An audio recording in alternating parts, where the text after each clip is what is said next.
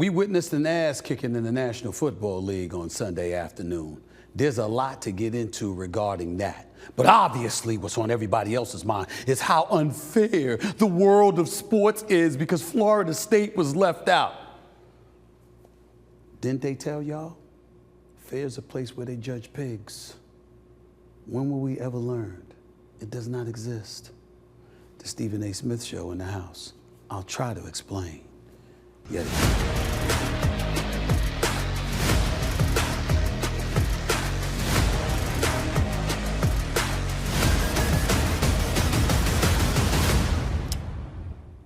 What's up, everybody? Welcome to the latest edition of the Stephen A. Smith Show, coming at you as I love to do at least 3 times a week over the digital airwaves of YouTube. I'm here in my new studio, thanks to my official studio sponsor, FanDuel Sportsbook. FanDuel, the official studio sponsor of the Stephen A. Smith Show. As always, I take a moment to show my appreciation and love to my followers who have now exceeded 419,000 subscribers over the first 8 months or so. I wouldn't be here if it were not for you. I wouldn't be excelling and ascending if it was not for your support. So I sincerely thank you from the bottom of my heart, while also asking you to continue to like and follow the Stephen A. Smith Show right here on YouTube by just clicking the bell to get notified of all of our new content. And while you're doing that, make sure to pick up a copy of my New York Times best-selling book, Straight Shooter, a memoir of second chances and first takes. As usual, at the end of every show, I'll be taking calls and tweets from my listeners and viewers out there, so feel free to call in at 888-727-5303. That's 888-SAS-5303. We all know where the first order of business to go is, right? We saw the Philadelphia Eagles get stomped. That was an ass kicking by the San Francisco 49ers. We can point to the 200-plus yards that Brock Purdy threw and the fact that he's elevated and ascended to being the leading candidate for league MVP honors. We can talk about Christian McCaffrey yet again having a touchdown. We can talk about Deebo Samuels and how unbeatable the San Francisco 49ers look whenever he's in the lineup. Had 3 touchdowns yesterday, by the way. We can point to a defense that pretty much shut the Philadelphia Eagles down while the offense was en route to scoring on 6 straight possessions after starting off slow in the first quarter.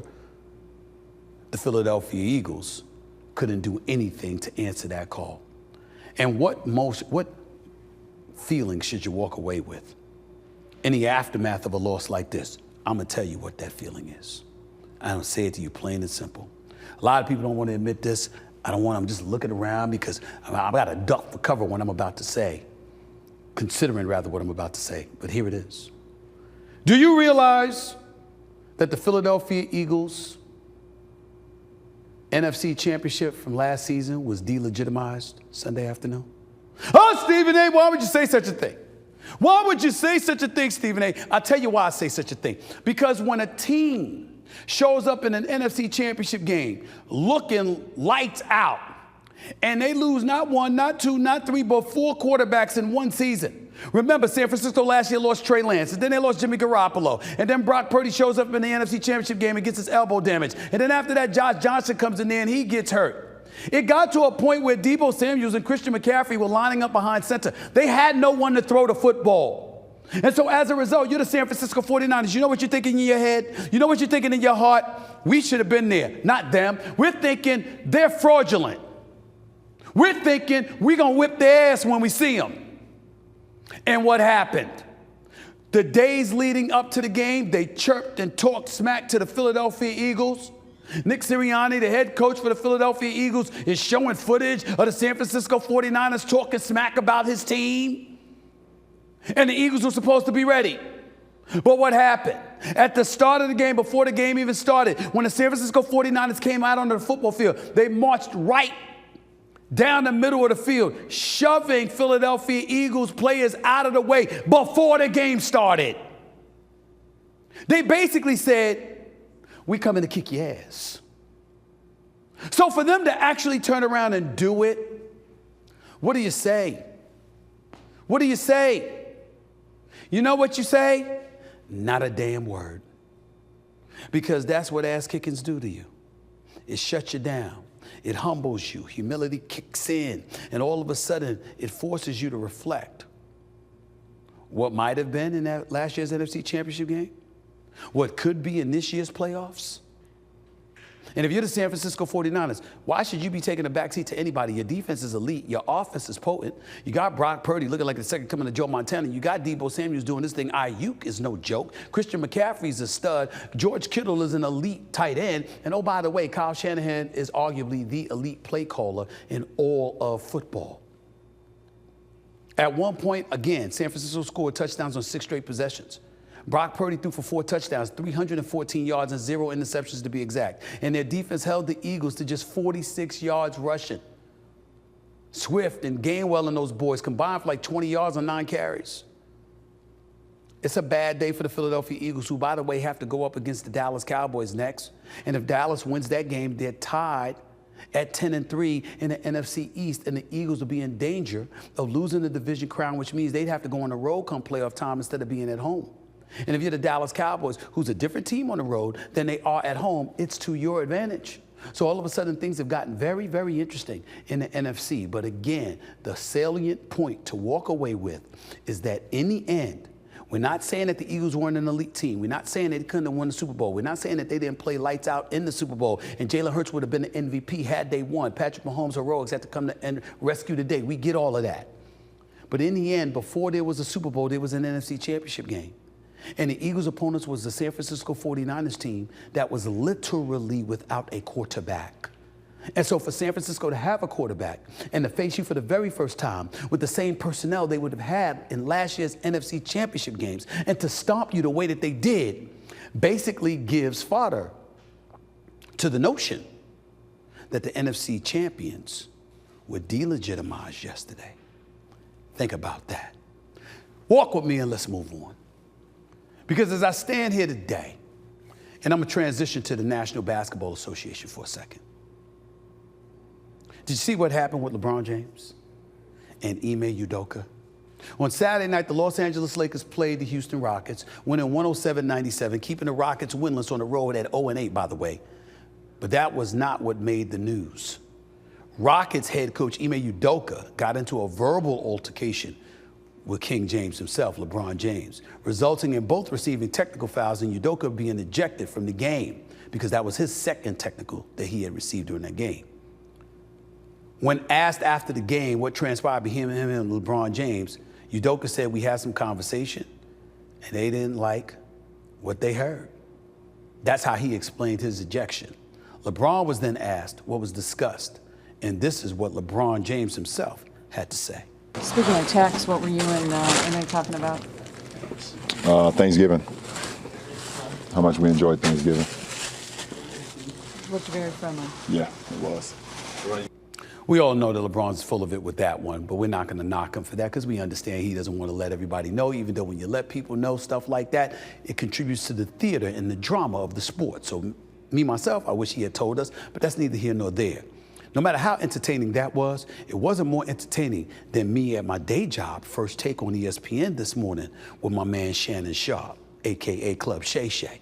We had to have a discussion about this drama and look at how we got into this. You got to step back, take back, grab a seat right now like I'm about to do and look at what me and Shannon Sharp got into this morning. Check it out. There was no call for that ejection. Secondly, LeBron walked over to him. And I have no problem with Ime Udoka, who basically was saying, stop, being, what the word. And LeBron was like, don't be using that word so loosely. That's what I'm saying, okay. And Ime was like, this, I'm a grown-ass man. I use that word if I want to. I didn't call you the B word. Yeah, I said, stop being like that. But then I didn't call you that. Shannon Sharp said something that I thought was very, very profound. When I interviewed you on it wasn't Club Shay Shay, it was Stephen A. But when I interviewed you there, and Shannon Sharp said something to me that I peeled and I took it, and he was like this: you don't have to respect me, but I will not be disrespected. I won't let you do. Yeah. Right. Yeah. So what I'm saying is, had he called them the B word, that's different. If he's saying stop being because, you whining about calls and stuff, that's totally different. Who LeBron to go over to him and tell him, you don't use those words so like, it's a grown-ass man. All Bron said, bro, don't use that term loosely. Come on, man. I'd have had to hit it. See, you were messing with one of them and it cost you your relationship. Oh, stop that. Stop that nonsense right there. You stop that nonsense right there. I keep getting Molly. What they do, when they go low, I go to the basement. Yeah, I ain't Michelle Obama. Michelle Obama say they go low, we go high. No, I'm not I go to the basement. I don't have to go to the Sometimes basement. I go to hell. But it ain't necessary sometimes to go that way. Shannon's hilarious. Boy, I love working with that brother. I really, really do. He go to the basement. I'll go to the basement. And Michelle Obama said, when they go low, we go high. I go to the basement. I go to the basement. And I'll be damned if the Black Hulk wouldn't do it. He the Black Hulk. It's legit. Yo, that's a brick house, no doubt. He would go to the basement. But the reality is you need to have cause. If not, then pause. LeBron, who the hell is he? You gonna roll up on Ime Udoka. Ime Udoka says some stuff and LeBron walking over him, and you saw Ime Udoka looking him up and down like, wait a minute, what you rolling over here like you gonna do something for? Your soft ass self. Now, LeBron ain't soft. LeBron is a man amongst men. Make no mistake about it. And so that's Ime Udoka talking some smack, and we get all of that, but Ime Udoka's no punk either, okay? In the end, no matter which way you slice it, King James is King James. But if you bitching about calls every time we turn around, and that's what Ime Udoka pointed out, it's perfectly within his right to sit up there and say that. And who is LeBron to sit up there and tell him you don't need to be using that word so loosely. You don't need to be using that language. Who are you? You know, you the grammar police or something? What the hell's going on? You understand? Let's go out there and handle your business, which y'all ultimately did, because Anthony Davis, this was one of his high roller coaster moments. We had 27 and 14, and that was a beautiful thing. But in the end, what it comes down to is Lakers need to win more. Houston's on the come up. They was sorry last year. Ime Udoka, although winless on the road, got them playing some good basketball. They got a chance. Ime Udoka, I will remind y'all, first season in Boston, did what Brad Stevens couldn't do in 7. Took the Boston Celtics to the NBA Finals. Was 2 games away from winning the championship. If Steph Curry doesn't go berserk, Ime Udoka's a champion as a rookie coach. Keep that in mind. Everybody can't say that. Brother can coach. Kind of know what he's doing. Maybe he was tugging away at LeBron James. Maybe he was hitting him because he knew that was a soft spot for LeBron. I'm just saying. It's worth considering. And by the way, I don't know why the hell the referee threw him out the game for. Why? Because they talking? We really, really need to get away from our cottonelle tendencies, this softness, cottonelle tissue paper, the attitude that we got. Let us move on to college football, because the college football playoff rankings were revealed on Sunday, and as expected, there was controversy surrounding the list, with some showing their displeasure of the top 4 teams. That would be Michigan at number 1, Washington at number 2, Texas at number 3, and Alabama at number 4. They'll all play for the championship. Florida State and Georgia are slotted just outside the 14 field in the 5th and 6th spots, even though Florida State was undefeated at 12-0. Look, if you're Florida State, let me say this to you, because it's incredibly important. It really, really is. I have to tell you this. Look at this right here. You see this? Michigan, first things first. Florida State, if you're going to complain about somebody, how come not Michigan? None of these other teams were associated with a cheating scandal, sign stealing, and all of this other stuff. I'm not saying Michigan's guilty. I don't know. But the fact that they were associated with an investigation should have gave you cause to pause. It would be enough reason for the NCAA to omit them in years past, or for the College Football Playoff Committee to do that in the past. Why not now? Washington, we ain't debating that. Pac-12 last year, the Pac-12, look at the noise that they made. Texas did beat Alabama. We get all of that. They stomped Oklahoma State in the conference championship game. We get all of that. But let's talk about Alabama for a second. Did you know that Nick Saban is 11-1 in SEC title games? Did you know that? You should. Did you know that this man is the greatest coach in the history of college football? Did you know? Did you know? Did you know? Did you know that? Because you should. Not only that, the brothers won about 11 straight. Milroy all of a sudden looks like an all-world quarterback. And who did they beat to get there? To even have a chance, who did they have to beat? It happened to be a team who were the reigning, defending, 2-time national champions that hadn't lost a game in 2.5 years and had won 29 straight. Georgia was the number 1 team in the nation. It wasn't Florida State. It wasn't Michigan. It wasn't Washington. It wasn't Texas. It was Georgia. And who knocked them off? Now, some people will sit up there and say, yo, Stephen A., come on, man. Come on, man. It's not fair because, Florida State, damn, they went undefeated. Yeah. But fair is a place where they judge pigs. It doesn't exist. And oh, by the way, just come over here with me for a second here. Because I need you to pay attention to what I'm about to say. Florida State, I'm very, very sorry. To the players, to the coaches, you deserve it. Nobody's denying that.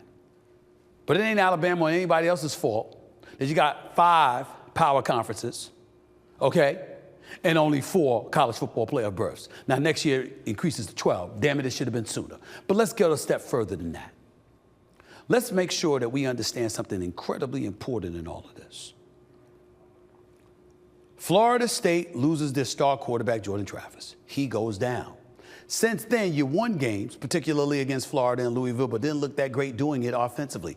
Defensively, you could do some things. But last year, TCU walked into a national title game against Georgia and got stomped 65-7. Don't think for one second that didn't play a role in the committee making their decision. Why do I say that? Because the committee understands.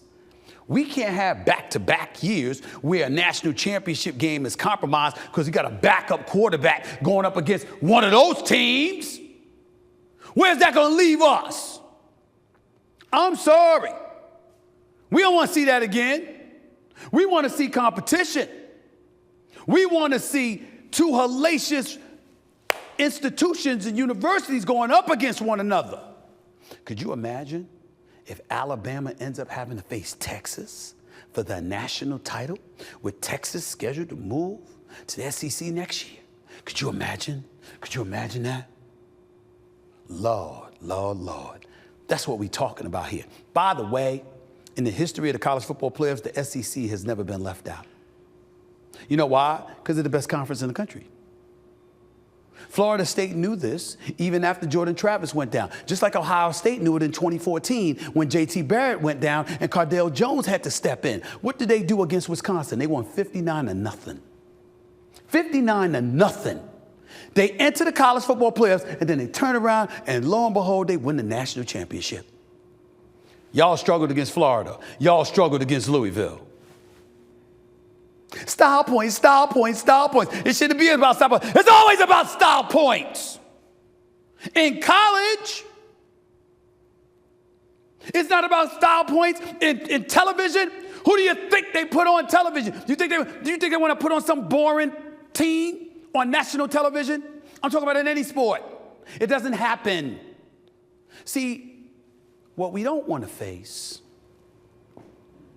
is that it all comes back to the money. You see, eyeballs equal ratings. Ratings equal revenue. Revenue equals a pot that a multitude of hands get stuck in or to stick their hands in. And as a result, coming up with plenty for themselves and enough to spread around. That's the real world. Florida State, Coach Norvell is sensational. He did a sensational job. Undefeated season, deserves all the props in the world. But I got news for you. Primetime Deion Sanders, in my opinion, who starred at Florida State, who wanted that job to begin with long before Jackson State ever came along and then ultimately Colorado. If primetime Deion Sanders had been undefeated, I promise you they wouldn't have left him out of the college football playoffs. You know why? Because sizzle matters. I don't make the rules, ladies and gentlemen. I just express them. But I'll give y'all this much. To those of you out there who are complaining and whining about Florida State getting knocked out of the college football playoffs, you ain't the only one. When we return, I speak to ESPN football analyst Booger McFarland and how he sees the rest of the college season shaking out, but more importantly, how he feels about what transpired to Florida State. Stick around. Don't touch that dial. You're looking at the Stephen A. Smith Show on YouTube. Back with more in a minute. As the weather gets colder, the NFL offers Stay Hot on FanDuel. Right now, new customers get $150 in bonus bets with any winning $5 moneyline bet. That's $150 if your team wins. If you've been thinking about joining FanDuel, there's no better time to get in on the action. The app is so easy to use. There's a wide range of betting options, including spreads, player props, over-unders, and more. So visit FanDuel.com/SAS and kick off the NFL season. FanDuel, official partner of the NFL. Must be 21 plus and present in select states. FanDuel is offering online sports wagering in Kansas under an agreement with Kansas Star Casino, LLC. First online real money wager only. $10 first deposit required. Bonus issued is non-withdrawable bonus bets that expire 7 days after receipt. Restrictions apply. See terms at sportsbook.fanduel.com. Gambling problem? Call 1-800-GAMBLER or visit fanduel.com/RG in Colorado, Iowa, Michigan, New Jersey, Ohio, Pennsylvania, Illinois, Tennessee, and Virginia. Call 1-800-NEXT-STEP or text NEXT-STEP to 53342 in Arizona. 1-888-789-7777 or visit ccpg.org/chat in Connecticut. 1-800-9-WITH-IT in Indiana. 1-800-522-4700 or visit ksgamblinghelp.com in Kansas. 1-877-770-STOP in Louisiana. Visit mdgamblinghelp.org in Maryland. Visit 1-800-GAMBLER.net in West Virginia or call 1-800-522-4700 in Wyoming. Hope is here. Visit gamblinghelplinema.org or call 800-327-5050 for 24/7 support in Massachusetts or call 1-877-8-HOPE-NY or text HOPE-NY in New York. You already know how I feel, so we don't even need to get into that right now, because my guest, the person I've been aching to talk to, is the two-time Super Bowl winning defensive tackle, formerly with the Tampa Bay Buccaneers and the Indianapolis Colts. He now serves as a college football and NFL analyst for the Monday Night Countdown pregame show. He's my buddy. He's a contributor to my day job, First Take. He's a contributor to all things ESPN. He's my brother, the one and only Booger McFarland. What's up, Big Tom? How are you, man? Stephen A., what's going on, buddy? How we doing? I mean, first of all, it's nice to see a smile on your face. Let's get that out the way, because when I saw you after the selection committee decided not to put Florida State in the top 4, I mean, I'm not going to say you were about to cry, but I will say you were utterly disgusted. I said, my Lord, he's really passionate about this. Explain yourself, Booger McFarland. What's the problem, my man? What's the problem? Well, the reason you saw that face from me, Stephen A., because I thought it was a travesty to the sport that I cover and the sport that we all love, which is college football, because you had 13 people in the room who decided that they know football better than the actual game of football itself, because they said this, and let's get to the crux of the issue. We can talk about best, most deserving, all those different things. But here's what they did. They decided that based on an injury to a quarterback, and I get it, quarterback is the most important position on the field, no doubt. I hear you, no problem. Let's move on. But they decided because a team didn't have a star quarterback, that team couldn't win games. And that's utterly wrong. That team already won 2 games without the starting quarterback. They beat Florida and they beat Louisville. How did they do it? They had a dominating defense, a defense that dominated up and down the field. So it's not about can they win, because they've already won. They're 13-0. It's about how we want them to win. And we're going to project forward and say that we don't like ugly wins, and we don't know if they can compete or if they can score points to the level that we want them to, because selfishly, the 13 people in the room and some people around the country, kind of like yourself, we want to be entertained. We want to see a good game on January 1. We don't want to see a blowout like we saw with TCU. And I think that's utterly wrong, because you don't know how the game is going to play out. I remind you, Oregon was a 10.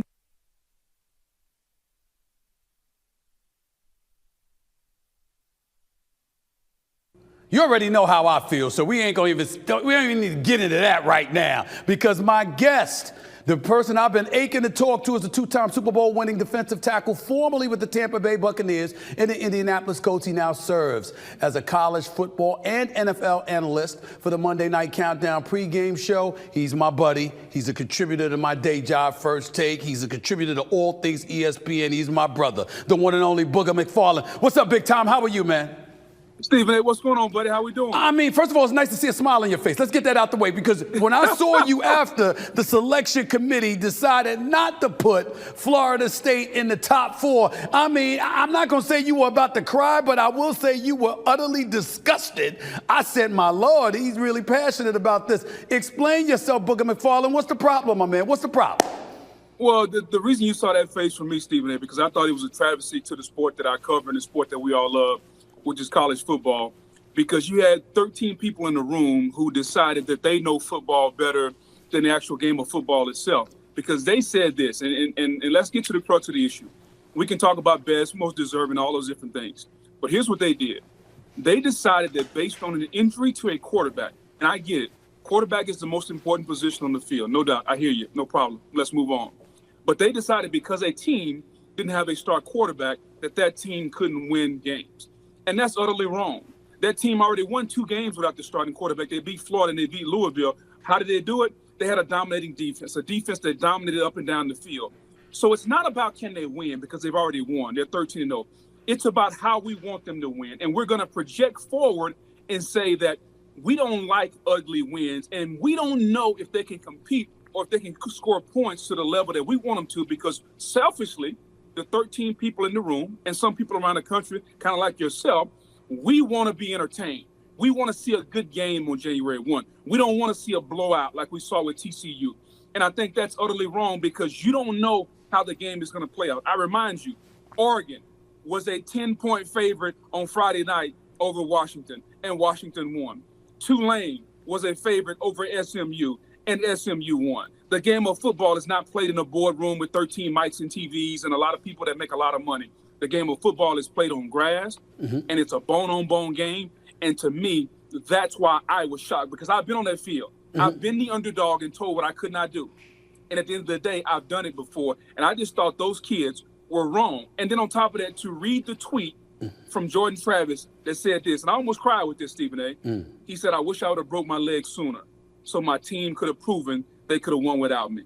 And that's utterly wrong, man. And so that's why you saw that face from me. See, this is the thing. I understand the emotion. I understand the feeling in terms of being disappointed. Where you threw me aback was looking surprised. This is the NCAA we're talking about. That's number one. Let's get that out the way. I mean, to act like you're shocked. I mean, my God, there are a plethora of instances throughout college football history where people got holes. Now, granted, none of them were undefeated like Florida State. I'll give you that. But you're talking about Baylor. You're talking about TCU. Once upon a time, I just got some notes here. 2014 TCU and Baylor, 2018 Ohio State, 2017 Central Florida. This is not the first time, folks have gotten holes when it comes to the college football playoff picture. You and I both know that. And so, to me, for you to look at it when Alabama had the 5th, in terms of stricter schedule, they were ranked 5th. Florida State was ranked 55th. Then you take into account TCU getting blown out 65-7 in the national championship game. The one thing I know about Booger McFarland is Booger McFarland knows something about ratings.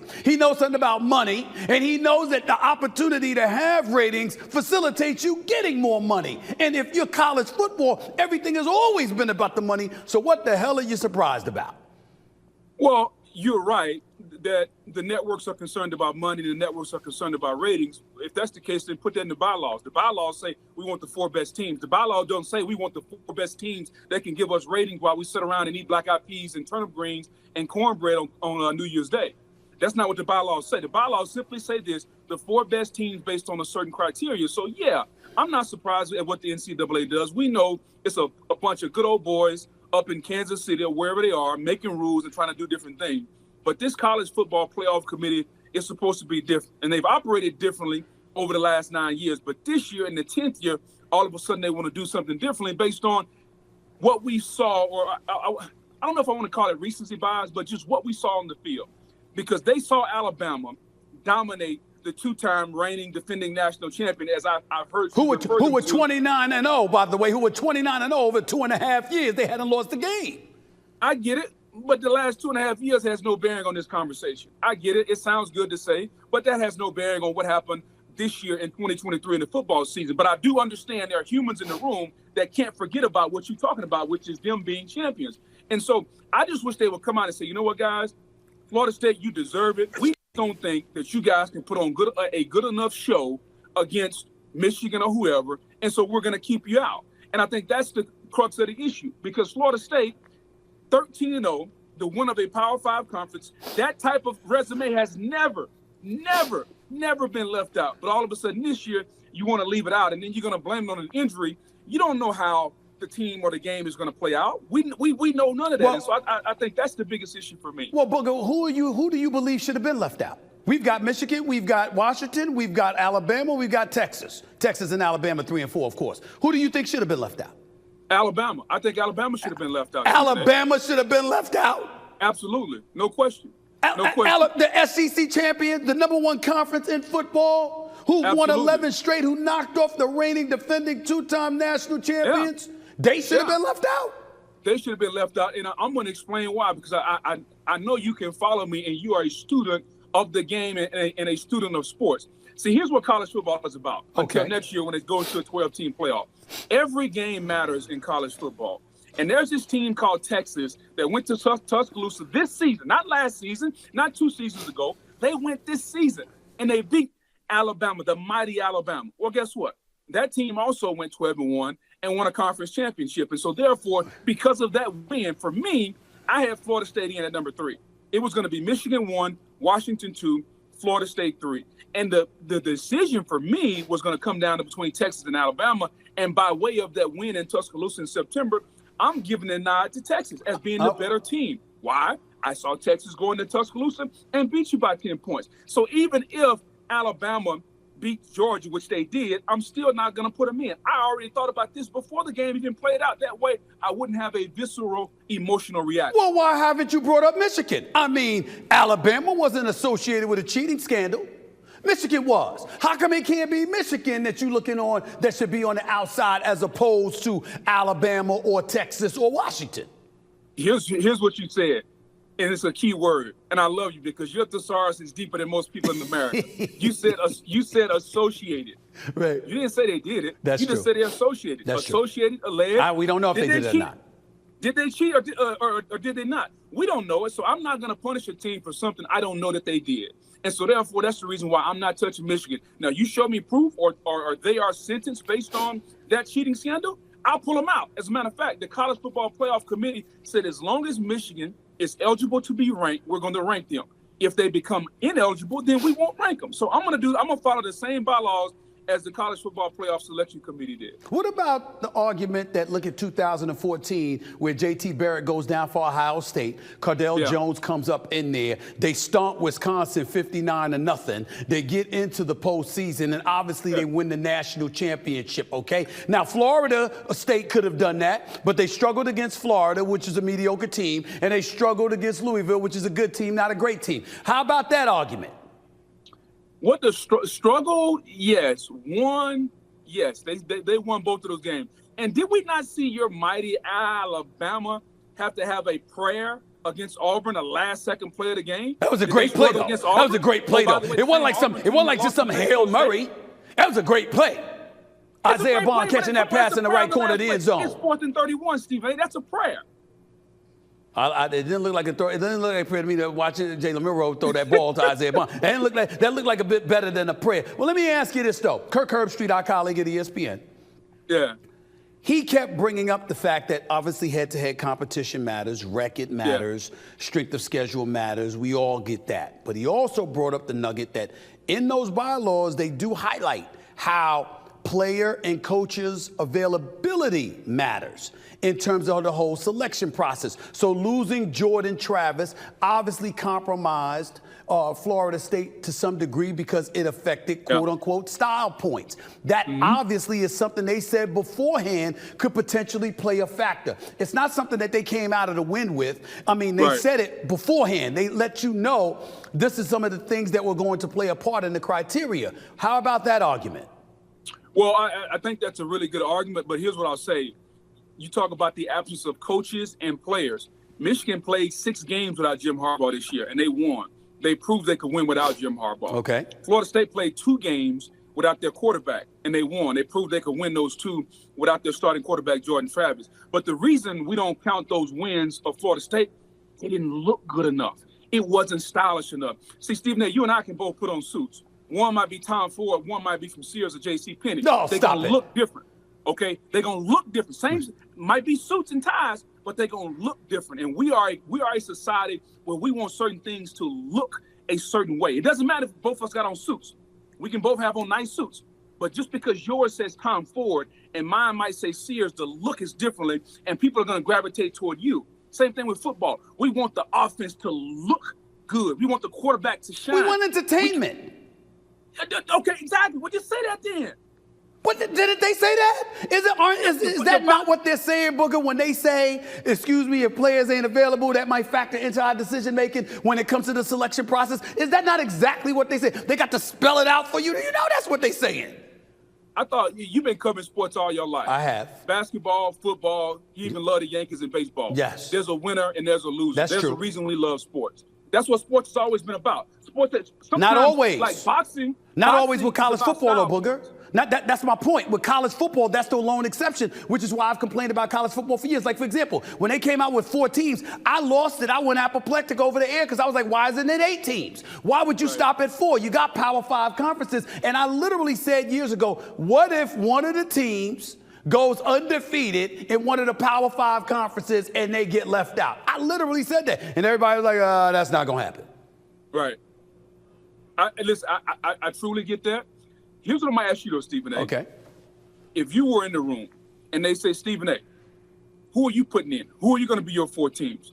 Give me your 4 teams and why. It would have been the 4 teams that are in there. Honestly.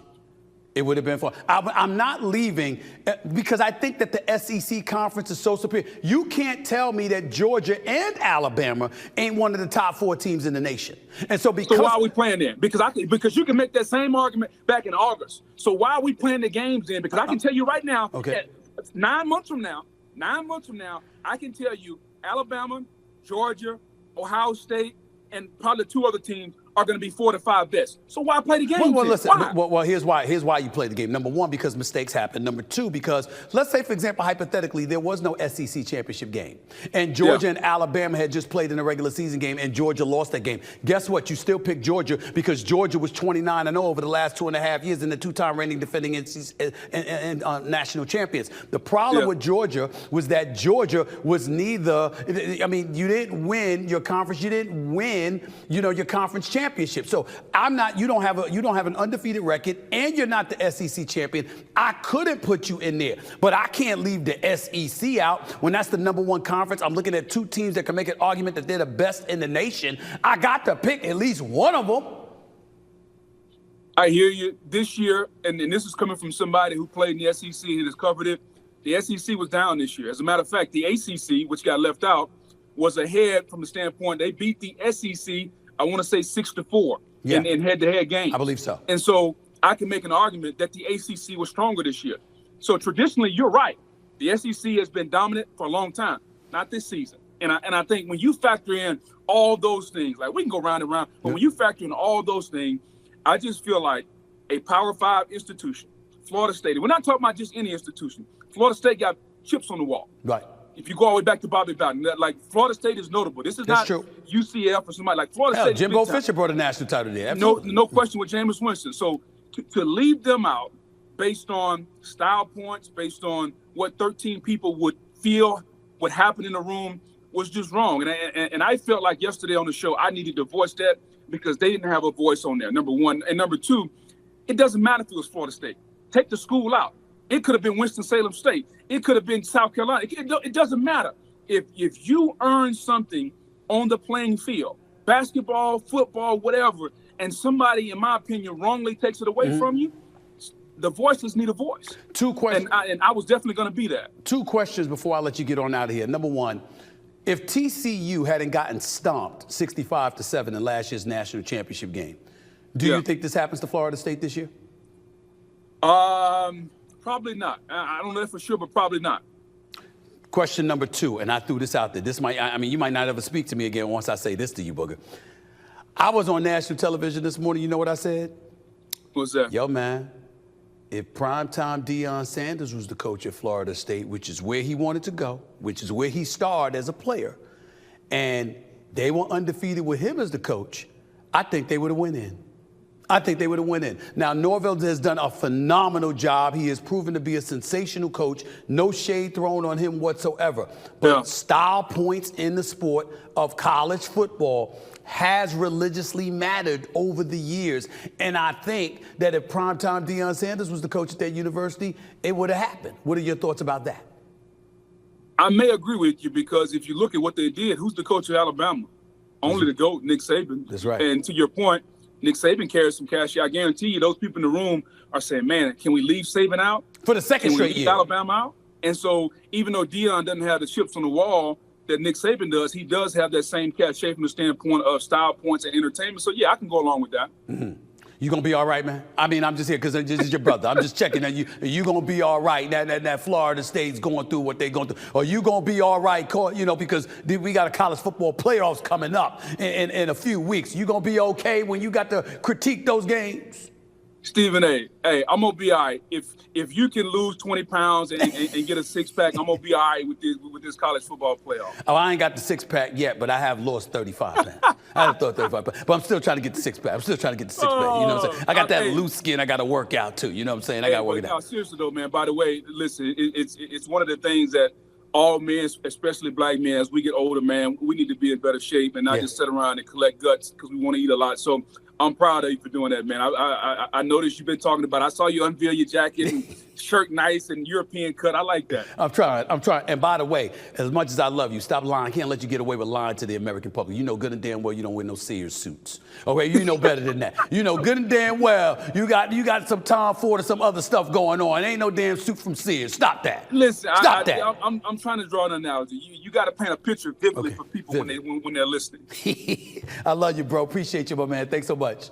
Always, anytime, Stephen. Take care, buddy. All right, the one and only Booger McFarland right here, joining yours truly right here on the Stephen A. Smith Show. When we return, your calls coming up. Plus, I speak to the one and only Robin Thede, star of the holiday film Candy Cane Lane. Stay right there. Don't touch that dial. It's Stephen A. in the house. You know better. Very few sports teams have been successful because of just one person. Because there's no I in team, and Indeed knows that.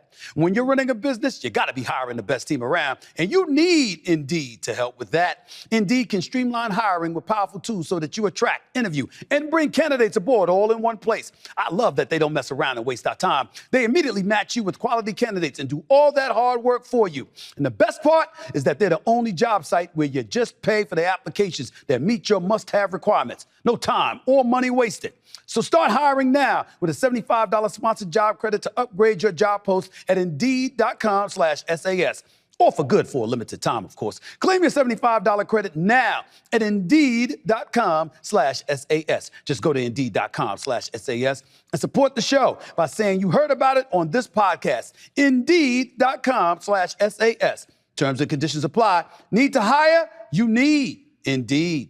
My guest is a 5-time Emmy-nominated executive producer, writer, actress, comedian, and television host known for the critically acclaimed HBO sketch comedy series, A Black Lady Sketch Show. Her latest project is the star-studded holiday film, Candy Cane Lane.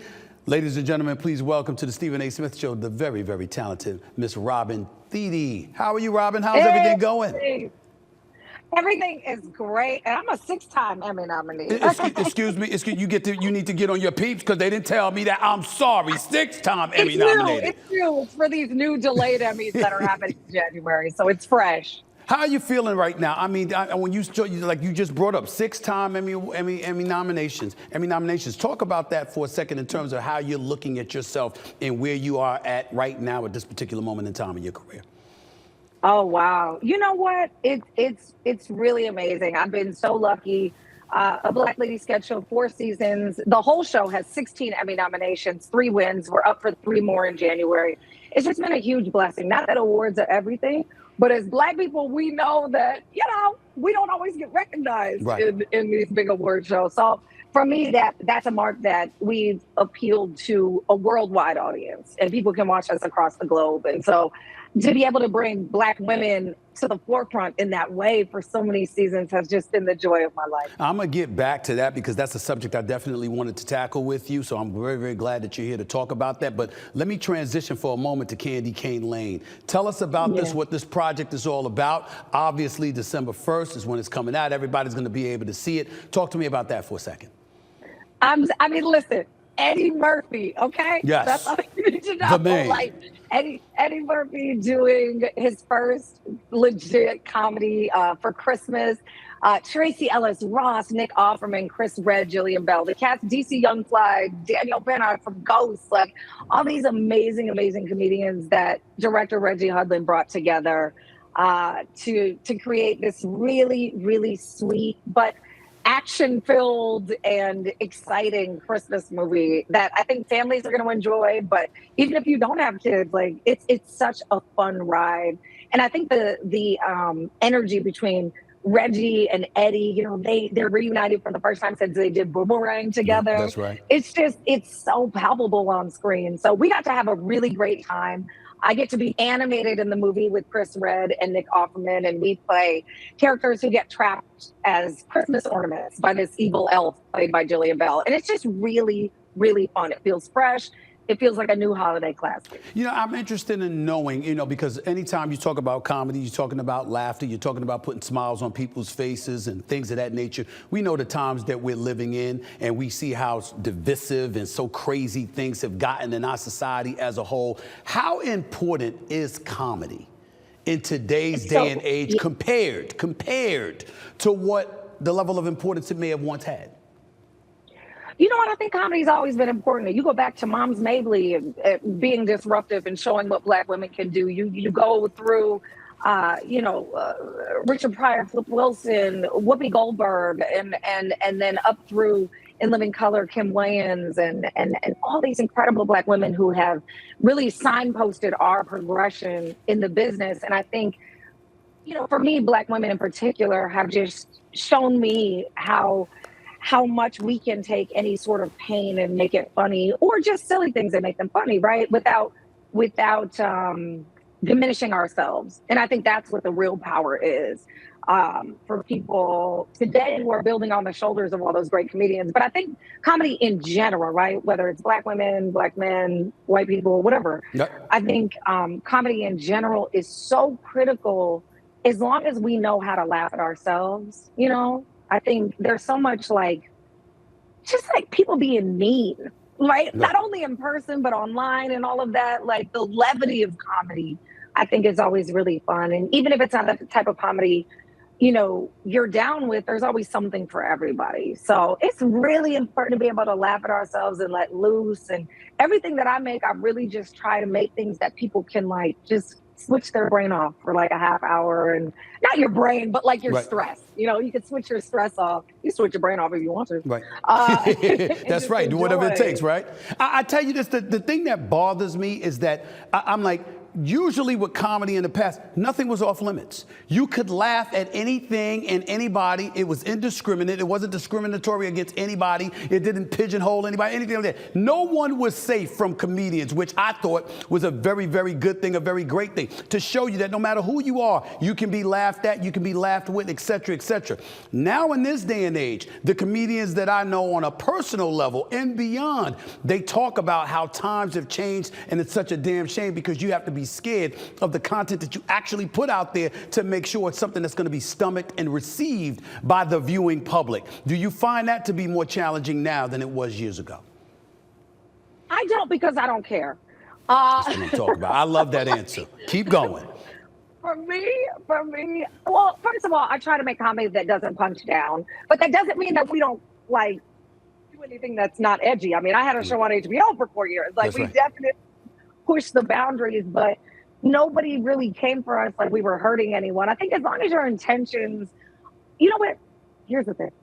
If your joke is good enough, you can say anything.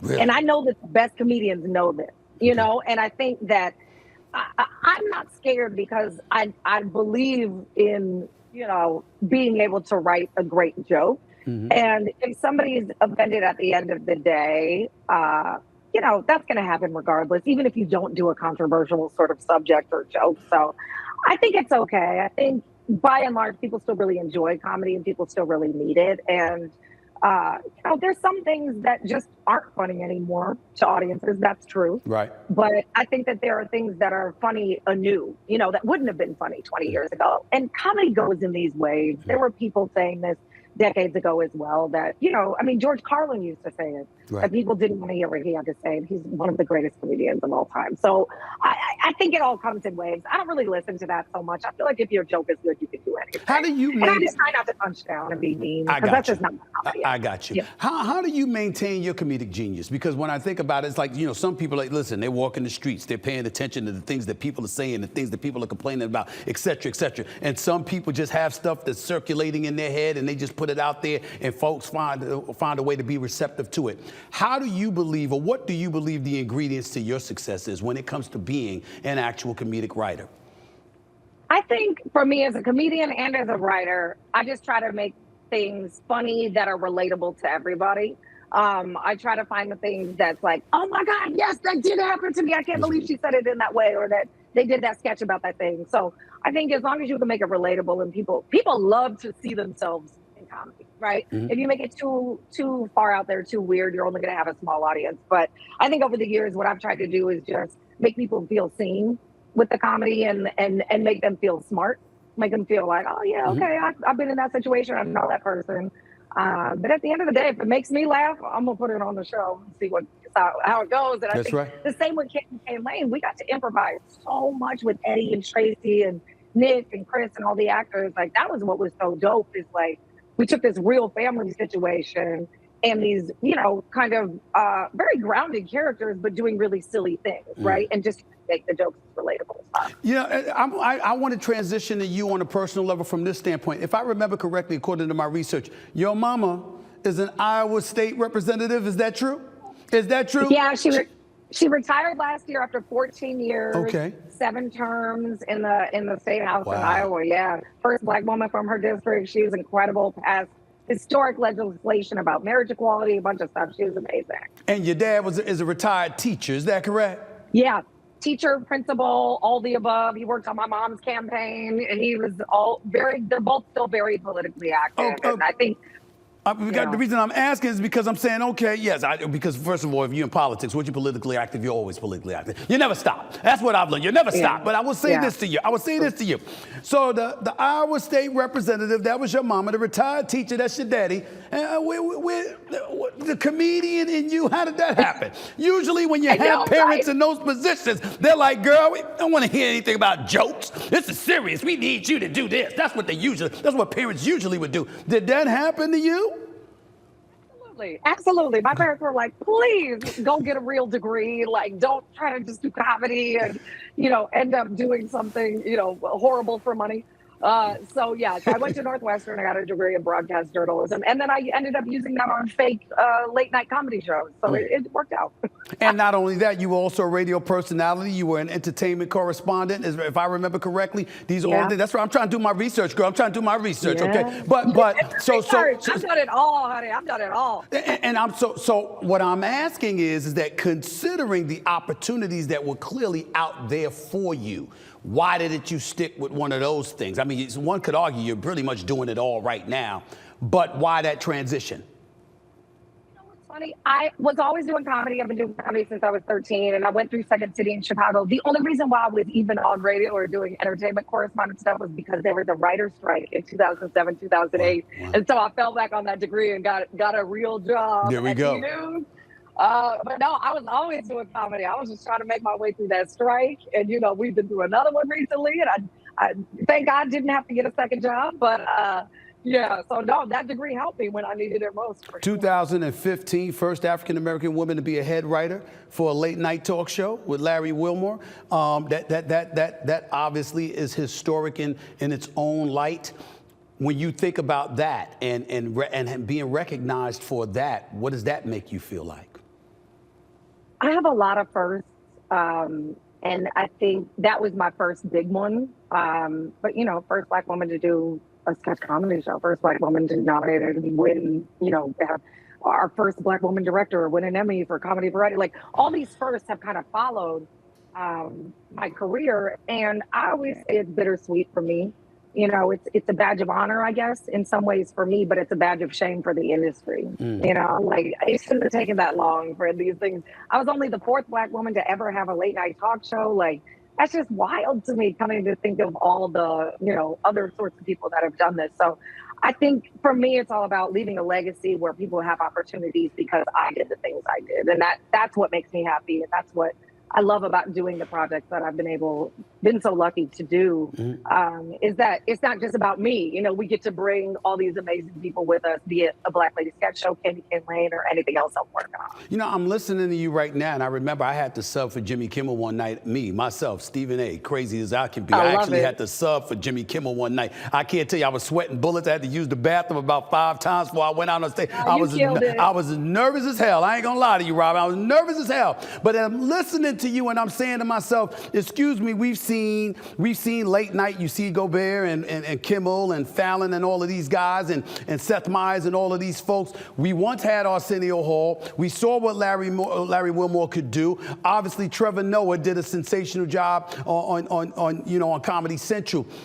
What about a black woman doing late night television, Robin? Have you ever thought about that? I had a late night show called The Rundown with Robin Thede on BET. It was critically acclaimed. We did well. It was right before I did Black Lady Sketch Show. And then you've got Amber Ruffin, you had D-Way. Like, there's more coming. And I think that we got to keep that door open for sure. We definitely need that voice in late night. And I hope that there are many, many more behind us, because Whoopi, Monique, Wanda, they laid a path for us. And we definitely have to keep that open, because it's just, I feel like when you have the same opinion in late night, you know, the same types of opinions, it just gets boring, right? I want to see what other people have to say. I love watching you, you know, and I think, you know, you're doing such a vital service in everything that you do. And it's critical. It's critical because there's no voice like yours. There's no voice like mine. There's no voice like so many incredible women out there. So, yeah, I think that definitely needs to continue. And this is the thing. I certainly wasn't implying that you haven't done it. I was talking about now, considering what has transpired, what's going on right now. And I think now more than ever before, those diverse voices, particularly in late night, I'm not viewing it as just late night, Robin. I'm viewing it as it opening the floodgates to create an abundance of other opportunities throughout the day and throughout the industry for a plethora of African Americans in this industry. I don't think anything could pull it off better than late night in my estimation. To that you say what? Absolutely, I agree with you. It's such a big platform, right? It's a huge platform. And to be able to be yourself in that space as a Black woman is really dope. Like, to be able to come out there and not be over-noted or to have to fill some sort of role or quota or whatever, but to just show up as who you authentically are and say, yeah, like, this happened in the news and this is my take on it. You're always going to get a fresher perspective that way. And when you mentioned Arsenio, and that just like melts my heart. He's just my favorite. And absolutely. Just think about what he did for Black people in general, in comedy, but in late night was just unbelievable. It really was. And not only that, and listen, I've often said this, I don't think anybody should be more grateful to Arsenio Hall than the hip hop community, because the hip hop community wasn't on late night until he brought hip hop to mainstream. I mean, he did so much for so many of us, but especially for the hip hop industry. He doesn't get nearly as much credit as he so richly deserves, which is, and you know, one of his best friends in the world is the one and only Eddie Murphy, who you're working on Candy Cane Lane with now. And I'll transition it to Eddie by saying this. Probably the greatest comedian of all time. We think about the Richard Pryors of the world. We think about Martin Lawrence, because I'm a huge, huge Martin Lawrence fan. And the list goes on and on about a plethora of Black folks, male and female, who've done phenomenal work. But everybody finds themselves bowing down to the great Eddie Murphy. What is it like working on this project with him? I know you spoke about that earlier, but to really highlight and zero in on him and his level of greatness, what is it that makes him so special? I've been watching this man his whole career, ever since I was way too little to see his stuff. And I'm blown away. You know he's going to be funny. And he's hilarious in this movie. And there are just moments when you see that Eddie grin, you hear that laugh, you see just the quickness of his improv. And we got to improvise a lot together. So much of what we did, I think I originally had like 6 lines in this script, and now I'm all the way through the movie, because we ended up improvising so much. He wanted us there live on set, even though we're playing these little ornaments. To work with him, he's so giving. And the thing that I think blew me away was just his kindness. He's so kind and so giving. And I'm like, if I'm Eddie Murphy, I wouldn't talk to nobody. I'd be like, but he wasn't. He was the most giving, kind, and when we would improvise with him, he would laugh. We would break him. break him, meaning make him laugh and, Yeah. bust up his character or whatever. And I that will always sit with me as a badge of pride. Like, to be that giving. There are so many comedians who aren't as big as Eddie Murphy who like just won't laugh when you're performing with them because they don't want to give anyone else a laugh, right? Mm-hmm. But this man is not like that at all. He's so giving. And I've known Tracy forever. Yeah, And she's phenomenal. Always been that same way. Robin, can I confess something to you? Can I confess something to you? I interviewed Anthony Anderson. That's one of my boys. That's my brother right there, right? And I'm interviewing him before Blackish comes out. And I'm saying privately to him, I have no doubt it's going to be a fantastic show. I have my concerns because of the title. The fact that it's called Blackish, are they going to give you the shine you deserve? Are you going to be marginalized? Are they going to say, no, this is not for us? Kenya Burris and the crew, I know what y'all can do, but are they going to give it to y'all? And I got to tell you, as a huge Martin Lawrence fan, huge fan. I loved him and Tisha Campbell and Tashina Arnold and them. They were phenomenal. I still watch episodes to this very day. I said to myself, I can't imagine anybody being as good as Martin and Gina. And then I saw Anthony Anderson with Tracee Ellis Ross, and I said, they done pulled this off. They pulled this off. I mean, am I wrong in feeling that way? How do you feel about that? I think they're this generation's Martin and Gina for sure. And they in their own way, right? In their own way. But the thing about Tracy is she's phenomenal. Tracy's been doing this. That's right. She's been doing this for decades. Girlfriends. And that's right. Yeah, your boy used to watch it, Robin. I used to watch it. I mean, we all did, but the mainstream was still like, oh, who's this? Yeah. Or, oh, she's Diana Ross's daughter. It's like, no. Give this real comedian our props. Like, that's right. And Anthony will tell you, like, if she couldn't hold her own, that show wouldn't be what it was. That's right. And she was such the heart and soul of that show, and is of this movie as well. I mean, Eddie talks about their chemistry together and how, I mean, it's just, there are these beautiful moments. I'm always like so annoyed in movies when the wife is just like a nag or something. Right. Yeah, and I mean, the writer Kelly Younger is amazing, but Tracy creates this wife of Eddie's who's not only a comedic peer, but she's also warm and loving, and it's such a beautiful Black family on screen. And she really anchors the warmth of the movie, but also so much of the comedy. And I'm just so impressed with her. And I think, that's a compliment to Eddie, too, in the environment he creates on set for everybody to be their best. Candy Cane Lane, in the end of the day, what are you hoping this is going to accomplish? For you personally and for all your contemporaries?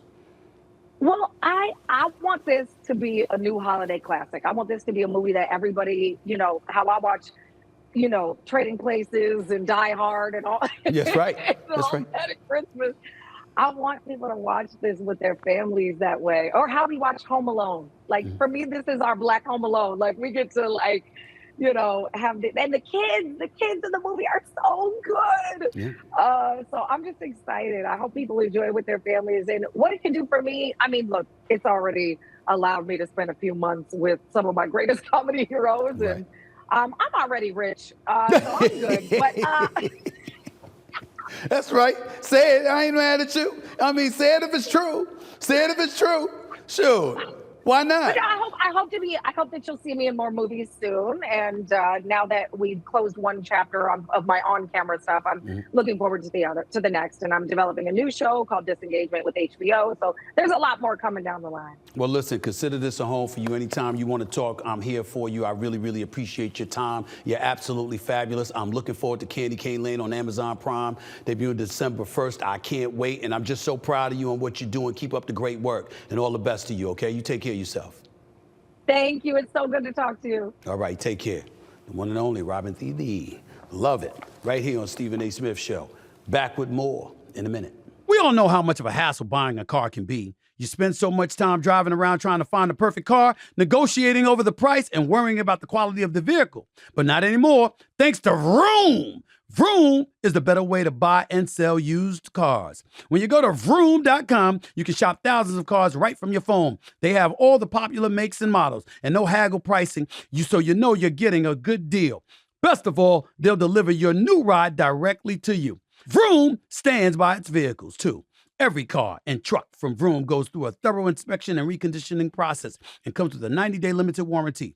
On top of that, you have 7 days or 250 miles, whichever comes first, to make sure it's the car for you. And if you don't love it, you can return it. You can also sell or trade in your current car on Vroom, and they'll pick it up for free. Just answer a few questions about your car on the Vroom website, and you'll get an offer in as little as 2 minutes. You have no obligation to sell, so there's nothing to lose. So whether it's buying your next car, selling or trading in your current one, Vroom has you covered. So start shopping today at Vroom.com. That's Vroom.com. Thanks again to the lovely Robin Thede, Candy Cane Lane. I can't wait to see it myself. Didn't have a chance to watch it this weekend, but I'm going to watch it. I'm going to watch it because, damn it, it's got Eddie Murphy in there. And Tracy Ellis Ross, two of my favorites, no doubt about that. Time to move on to the calls before we get on out of here for the day. Let's go right to it. Let's go to Dante in Ocean City, New Jersey. You're live with Stephen A. What's up, Dante? Hey, Stephen A. Thanks for having me on. Good to be on. What's up? Nothing much. So here's my question for you. I'm interested in this woman, and the thing is, at my age, I don't think it's acceptable to slide in her DMs, but... Hold on, stop. How old are you? How old am I? How old are you, man? You heard the question.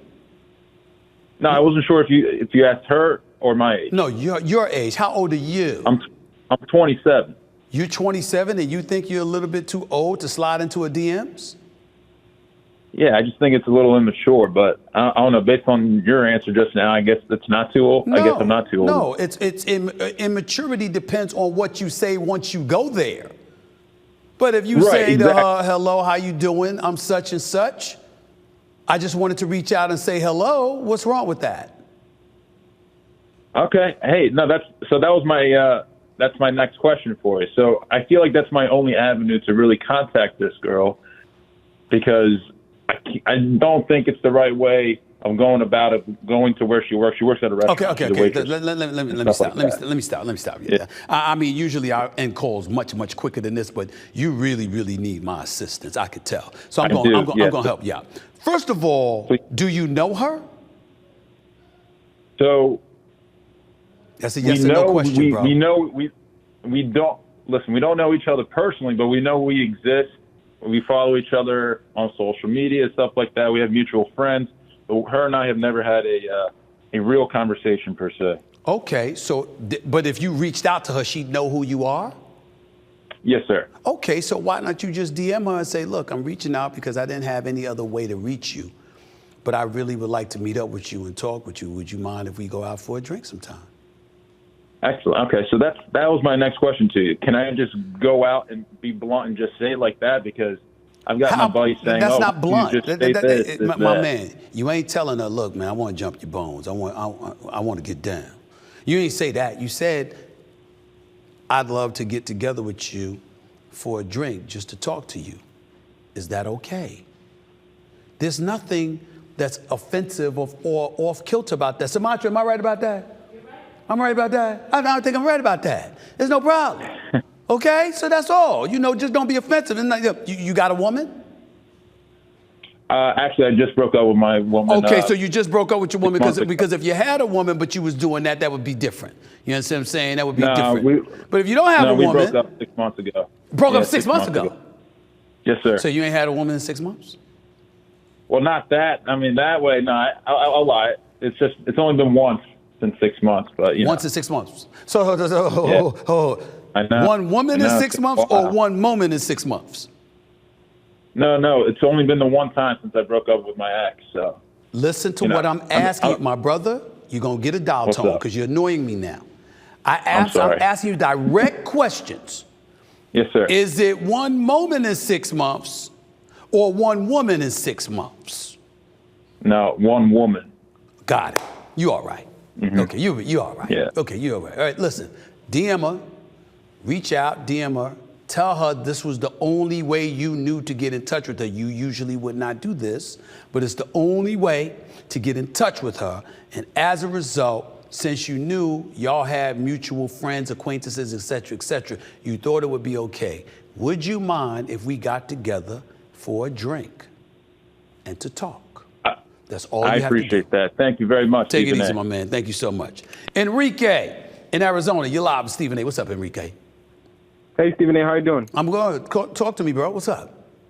So I have two questions. One's going to be really quick. The World Cup is coming up, 2026. Yep. I was just wondering, are you planning on going to a game? Are you planning to watch it? Probably not. No? Probably not. Okay. My next question would be, I have a girlfriend, and she has this friend, and I have sneaky suspicions about her. Not like towards my girlfriend type of thing, but like I think she's a bad influence. How would I address that? Okay, so you have a girlfriend, but she has a friend who you believe has bad intentions.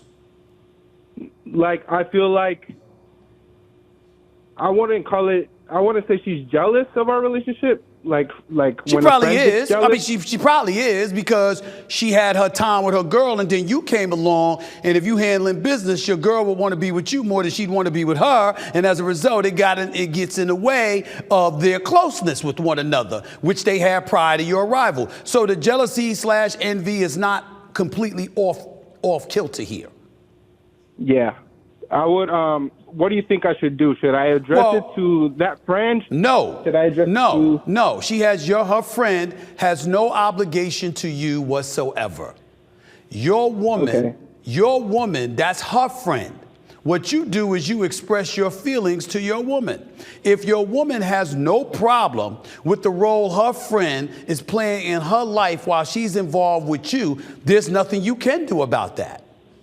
And if you bring it to her attention and she decides that she does agree with you and it's problematic, it's still for her to handle, not for you to handle. One of the weakest ass things a man could do is to try to dictate and pick a woman's friends for her. There is nothing more insecure than that. Now, you don't have to like her friends. You could tell her, I ain't messing with your friends. I'm not feeling them. I don't want anything to do with them. But don't pick. I told her, I was like, I like all of your friends, but this particular one gives me a bad vibe. Okay. That's all you could do. That's all you could do. Okay. You can't do anything else, because here's what you don't want.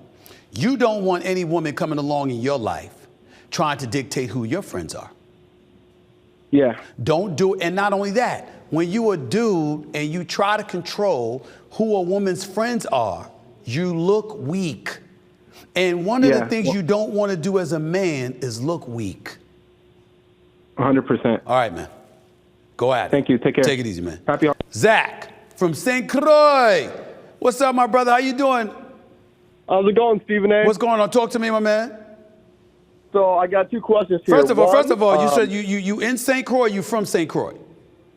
I'm from St. Croix Falls. Okay, because you know I am West Indian man, you know. I am West Indian man, you know. My family from St. Thomas. Really? Oh, St. Croix, Wisconsin. My bad. Yeah, I was thinking West Indies. My bad. Go ahead. You're good. Okay. So two questions here. One, what chances do you give the Minnesota Timberwolves to win the NBA championship? Zero. Zero. Do you think they can get to late season run? I think they can get. I think the deep Minnesota postseason? Timberwolves can get to the Western Conference semifinals. I think Anthony Edwards is a superstar in the making. I think Karl Anthony Towns can ball, but his durability is a question mark. I don't believe that the coexistence of Rudy Gobert and Karl Anthony Towns works against anybody but really Denver. I don't believe it. I don't see it. And even against Denver, it was only good enough to win you one game in a 7-game series. Best of 5. They took you out in 5. So I don't believe that. Minnesota's on the come up. They got a star in Anthony Edwards you don't want to get rid of. He is something special. But outside of that, I don't think that you have enough horses, no. And then the second question would be, do you think in the near future Anthony Edwards could win MVP? Yes. I believe in him that much. How long do you think? I believe that Anthony Edwards is one of the top 3 young lions on the come up. Yeah. I believe Anthony Edwards is a star. Let me tell you why I love Anthony Edwards so much. It's not just his game, it's his attitude. He's got the kind of attitude that you want in a superstar. He wants to play all the time. He ain't scared of competition. And him being the marquee, he's the kind of talent that would embrace and accept and gravitate towards being the marquee. See, we've got stars. Like, for example, you got a superstar like Kawhi Leonard, right? Kawhi Leonard don't want no part. Kawhi Leonard don't want no part about being a superstar. Kawhi Leonard want to play ball. He want to get your money, and he want to go home. Anthony Edwards is the one that cares about seeing his name up like marquee. He wants the big stage. He wants people walking through the turnstiles just to watch him. He got that kind of attitude. That's what I love about Anthony Edwards. And that's because you can trust that he's going to exhaust every means and measure to be the superstar that he has the potential to be. You can trust him. That's why I like him. Absolutely. All right? Perfect. Appreciate you, and I watch your show every day, and keep doing the great work. Keep coming with it. Thank you, Sam. Zach, take care, man. Sam in Fort Worth, Texas. You're live with Stephen A. Talk to me, Sam. Sam, are you there? Hey, Stephen A., how are you? What's up, man? How are you, man? Happy holidays. I'm great, thank you. Happy holidays to you as well. Sir. Big fan of your work. Thank you, man. Go ahead. What's up?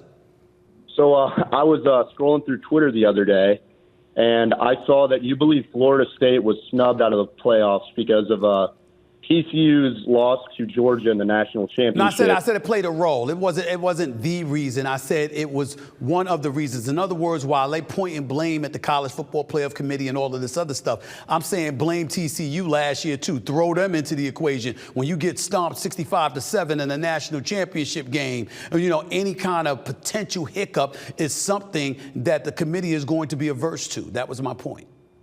Okay, well, in order to reach the national championship, TCU had to beat Michigan, a really good Michigan team, yes. Right? Well, a lot of people had questions about Michigan, by the way, I was wondering how this would make Florida State less compelling if they could be capable of achieving the same thing as TCU. Well, listen, my answer to you is simple. They don't have Jordan Travis. And without Jordan Travis, you don't have the appeal that you once had and the allure that you once had. You may still go out there and win games. You were undefeated after all. You did beat Florida and obviously Louisville after all, and you're to be commended for all of that. But make no mistake about it, they take into account the allure, the appeal. That's why one of the stipulations when they're judging you, as Kirk Herbstreit, my colleague at ESPN, pointed out all day yesterday on social media, one of the criteria is player or coach's availability and the kind of impact the committee thinks that could potentially have.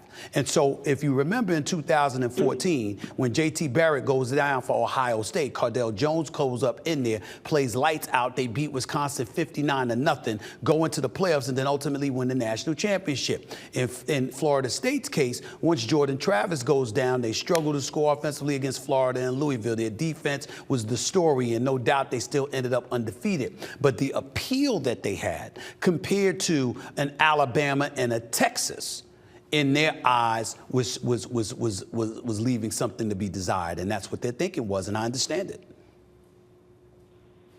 Fair enough, Stephen A. Well, I appreciate your answer and your time. Happy holidays. Happy holidays, man. Take care to you and yours as well, Sam. Thank you so much. Patrick, you're the last caller, live from Atlanta, Georgia. What's up, Patrick? How are you? Hey, Stephen A. I'm good. How are you? I'm good. I'm doing all right, man. Thank you for calling. Happy holidays. What's up? Thank you to you as well. I have a bit of a two-part question for you. My first part of the question is, how have you enjoyed the NBA in-season tournament so far this year? And the second part of my question... Hold on for your second question. Let's stay with the first question first. Patrick, I got to admit to you, I've enjoyed it much more than I thought. I don't think it should have been necessary. I think cats getting paid the money that they get paid. I think it's inexcusable to work harder in summer league than you do for All-Star weekend in some games during the regular season, to be quite honest with you, although I know they're pacing themselves. The flip side to it, however, is that in-season tournament, that pot of money that's available to the winner, that was obviously a nugget of incentive. But when I see the Lakers be 4-0 in in-season tournament games, when I see Sacramento and Golden State go at it the other night when De'Aaron Fox comes back and he drops 40, and on top of it all, damn near 40, and on top of it all, they win by 1 point with Malik Monk throwing in that prayer after driving into the lane and shooting that off balance bank shot. I'm looking at the level of tenacity that they played with, how Golden State was really trying to win that game, how Sacramento was really trying to win that game. Now, personally, I would take out the point differential. They shouldn't have had to win by 12 or more points to be eligible for the tournament if you were Golden State, stuff like that. But But in terms of the fervor and the desire to go out there and really, really show how much you care and how much you want this, I was really proud of the level of competition that I saw for the in-season tournament. And I got to give the players and the league credit for instituting it. Well, you kind of touched on the second part of my question, which I was gonna ask. What changes would you like to see implemented, as the in-season tournament doesn't seem to be going anywhere anytime soon? So, what changes would you like get rid to of see the point in coming differential? seasons? Get rid of having to win by a certain amount of points and stuff like that. Because what you don't want is a situation where, okay, like for example, let's take that Golden State Sacramento game for example. Golden State had to win by 12 or more points, right? Now, Sacramento was down like 6 or whatever in the last minute or so and came back and won the game. But even if they had lost by 2 points, they still go into the tournament.